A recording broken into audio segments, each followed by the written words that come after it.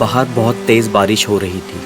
खिड़की से सटा एक कोने में ठंड से कांपता हुआ 20 साल का मुकुल अपने दोनों हाथों को कानों पर लगाए ऊपर की मंजिल से आ रही लड़ने की आवाज़ों को अनसुना करने की कोशिश में खुद पर बहुत जोर डाल रहा था। धीरे धीरे चीज़ों के टूटने की आवाज़ बहस के साथ बढ़ती जा रही थी, कभी कमरे के इस छोर तो कभी उस छोर।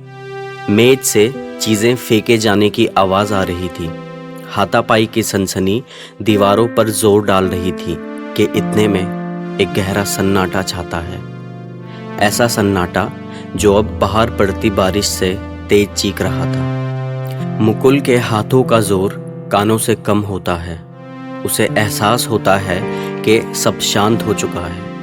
वो अपने कानों से हाथ हटाता है तो उसे सिर्फ बारिश की बूंदें सुनाई पड़ती है, जो मानो उसे खबर लेने को पूछ रही हो।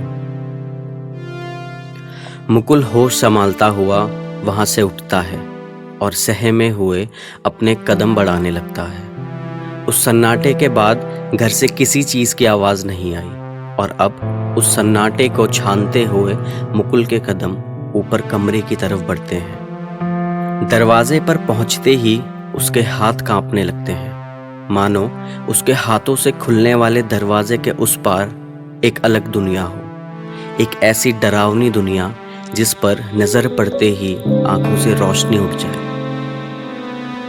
मुकुल हिम्मत जुटाते हुए डोर लॉक पकड़ता है और दरवाजे को धीरे धीरे खोलता है। दरवाज़ा खुलते ही उसकी नज़र ज़मीन पर गिरी अपनी माँ पर पड़ती है और खिड़की से बाहर को देख सिगरेट पीते हुए अपने बाप पर।